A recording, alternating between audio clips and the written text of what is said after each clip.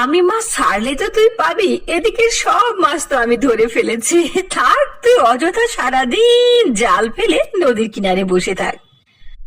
শোনো লালু, তুমি আমার ছেলের বয়সী বাবা, তোমাকে কিছু বলবো না, শুধু একটি উপদেশ বলবো।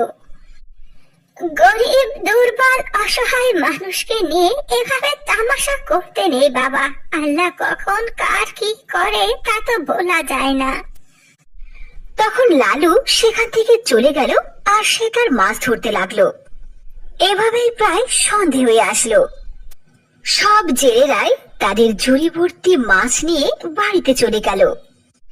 সন্ধে হয়ে আসলো, আজকেও একটা মাছ পেলাম না।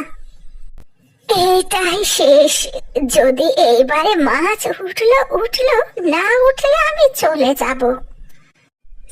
একথা বলে বিমলা যখনই জাল ফেললো, সঙ্গে সঙ্গে তার জালটি নড়াচড়া করতে লাগলো।